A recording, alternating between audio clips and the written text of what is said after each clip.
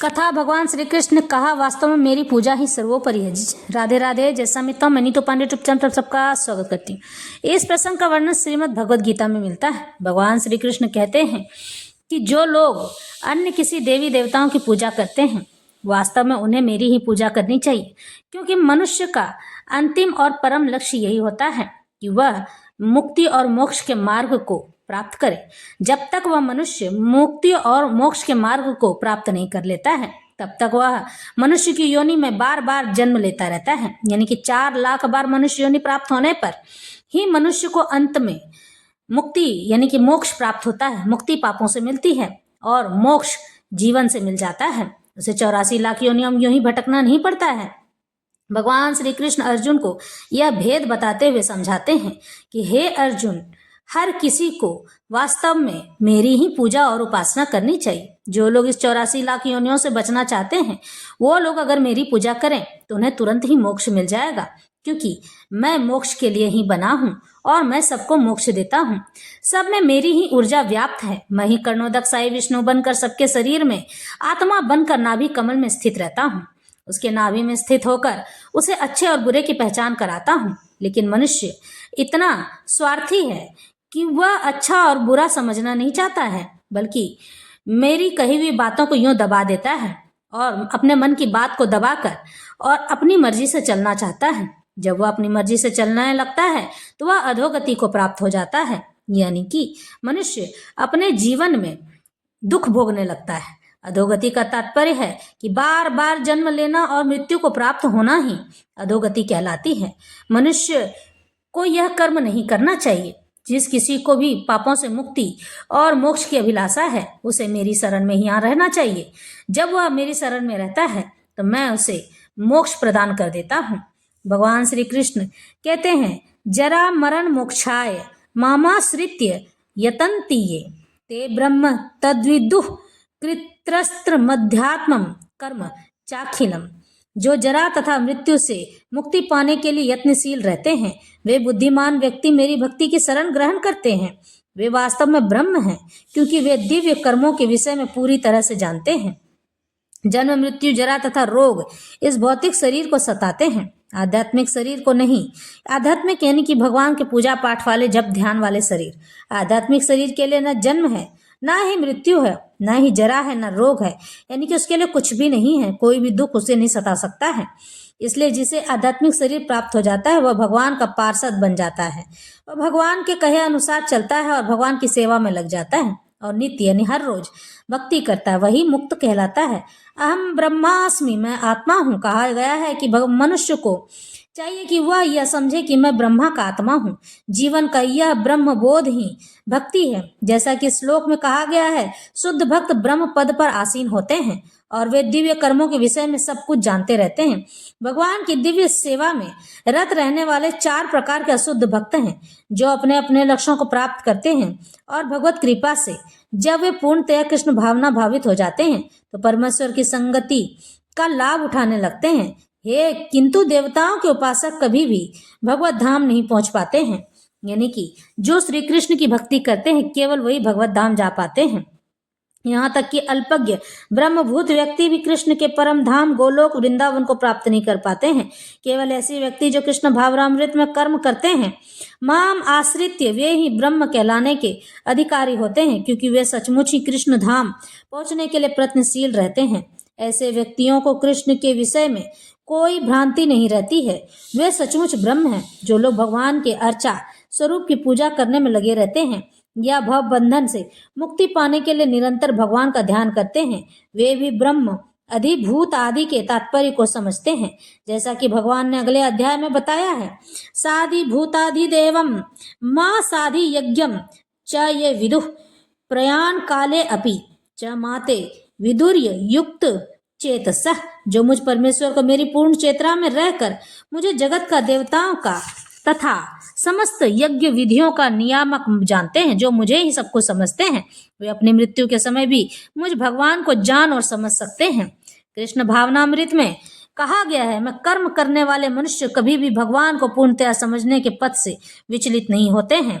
वह यह जान पाते हैं कि ईश्वर क्या है, क्यों है, किस लिए हैं और हमारी रक्षा किस प्रकार से करते हैं।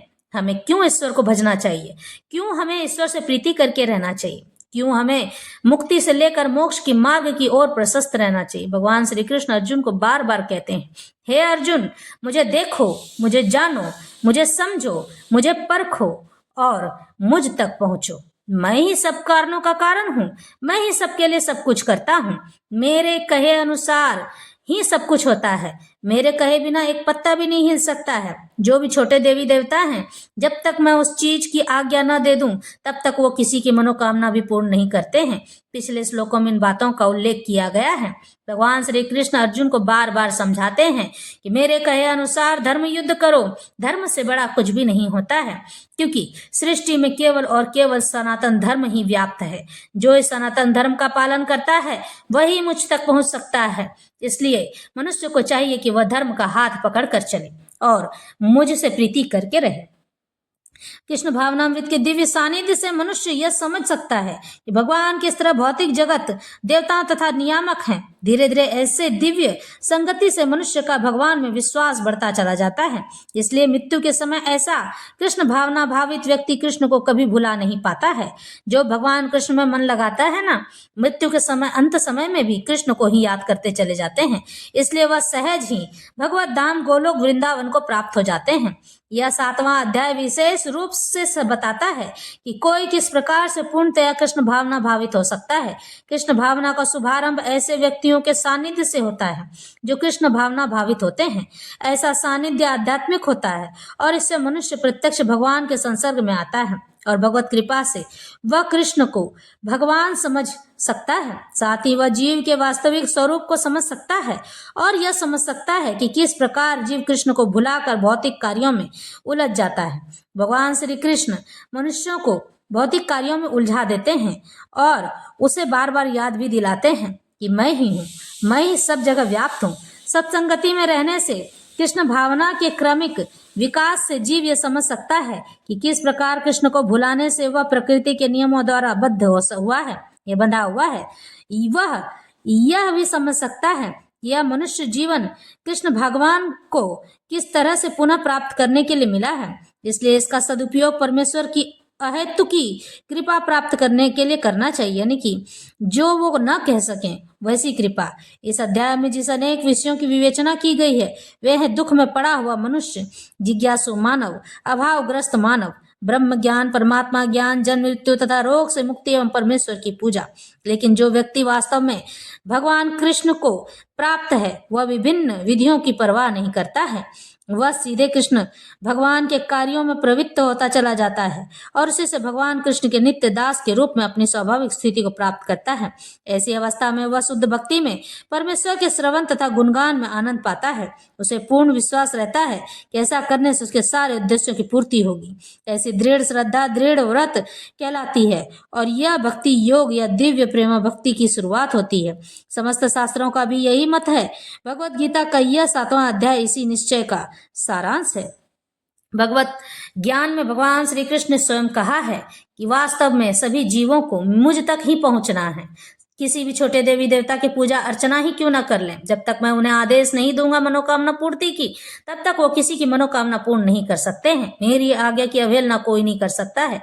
मेरे कहे अनुसार ही सब चलता है और मैं जो कहूंगा वही होता है। मेरे कहे बिना एक पत्ता भी किसी का नहीं हिल सकता है। तो फिर किसी की मनोकामना कैसे पूर्ण हो सकती है। वास्तव में सभी जीवों को, चाहे वो मनुष्य हो या अन्य कोई जीव, मुझ तक ही पहुंचना है और मुझ तक पहुंचने के लिए उन्हें हमेशा प्रयासरत रहना चाहिए।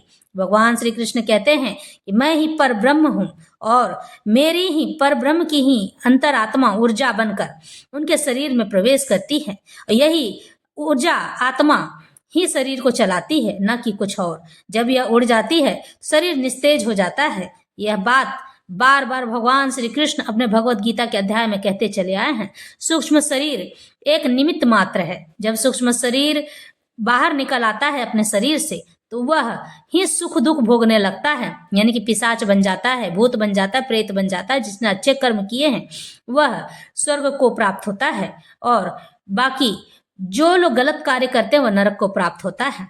अपने सूक्ष्म शरीर की रक्षा के लिए ही ईश्वर से प्रीति करनी चाहिए, ईश्वर भगवान श्री कृष्ण को भजना चाहिए। अपने सूक्ष्म शरीर की रक्षा आप स्वयं कर सकते हैं और कोई नहीं। आत्मा आपका मार्गदर्शक होती है, आत्मा आपको मार्ग दिखाती है, लेकिन हम ही हैं जो आत्मा के बताए हुए मार्ग को नहीं सुनना चाहते हैं और सूक्ष्म शरीर उस दुख का भागी बन जाता है, नरकगामी हो जाता है। भगवान के इस कहे हुए बात को हम सभी को मानना चाहिए। यह प्रसंग यहीं समाप्त करते हैं।